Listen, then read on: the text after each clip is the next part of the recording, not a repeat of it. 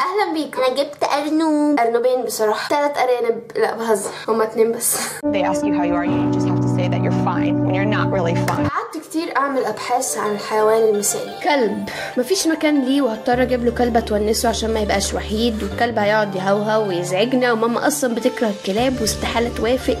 الكلب مش هينفع. القطط ماما بتترعب منهم، هيخربشونا، هيدمروا البيت، ممكن تكسر حاجات، مش هينفع نحبسها، في نفس الوقت مش هينفع تروح وتيجي في البيت كده وماما موجوده، لازم بقى اكل معين وماما استحاله توافق.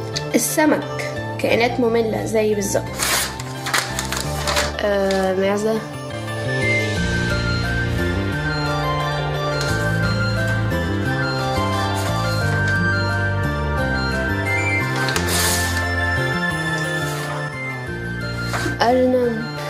أرنب أيوة أرنب.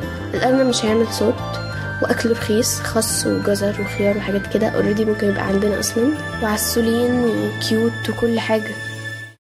من ساعة ما جبت الأرانب وأنا حاسة إن هي الحيوانات الأليفة البيرفكت الصراحة. عيبهم الوحيد بس إن هما بيعملوا بتبيع عليا وعلى السرير وعلى كل حاجة ممكن تقابلهم، بس هما كيوت جدا والله يا جماعة. بصوا كيوت ازاي. هما على فكرة كائنات نظيفة جدا عموما. البيبي بتاعهم بس ريحته وحشة يعني، بس عادي مش أوحش من بيبي البشر يعني. أحسن مكان تحطوا فيه الأرانب هو البلكونة، يعملوا براحتهم والشمس تبخر يعني براحتها وكل الناس تبقى مبسوطة، صح؟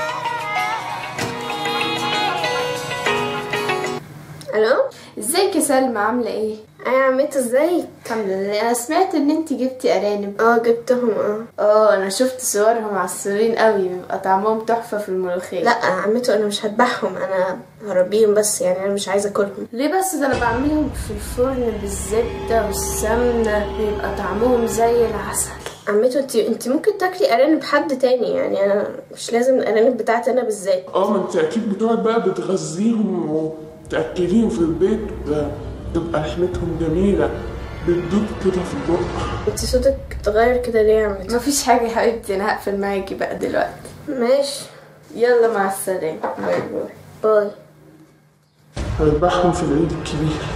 كل ما اقول لحد ان انا عندي ارنب يسالني نفس السؤال، هل انا هذبحهم واكلهم؟ ده بالنسبه لي كانه قطه بالظبط، حيوان اليف بربيه وبلعب معاه. انا مش مرحبه بفكره ان هو يتذبح اصلا ويتحط في الملوخيه ويبقى عبارة عن كائن متفحم في الفرن والناس بتاكله وبتاكل رجله ووشه ودانه. لو انتوا عايزين تربوا ارنب انا بشجعكم ان انتوا تعملوا كده، بس لازم يبقى عندكم بلكونه زي ما بقول كده. لو في قفص كبير جوه البيت عشان ساعات الدنيا بتبقى حر قوي في البلكونه، يا ريت برضه عشان الارانب بتموت من الحر. بالنسبه بقى للفضلات وكده، الفضلات بتاعتهم مش مقرفه خالص، عشان تعرفوا بتبقى عباره، عارفين الكورن فليكس اللي هو بيبقى حاجات شوكولاته كده مدوره، هو ده بالظبط، متعملش اي ريحه ولا اي حاجه. الفكره بس في البيبي وان انت تعلمهم انهم يعملوا بيبي في حته معينه، دي هتبقى اصعب حاجه في الارانب يعني. شكرا جدا ان اتفرجتوا على الفيديو ده يا جماعه، هعمل اكتر ان شاء الله في المستقبل.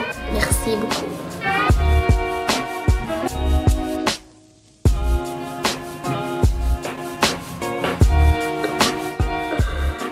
يا رب بس ما يبوظش اللحظه الرومانسيه دي ويعمل بيبي عليا.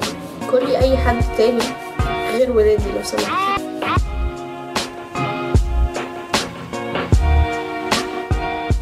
تبقى لحمتهم جميله بتدوب كده في البق.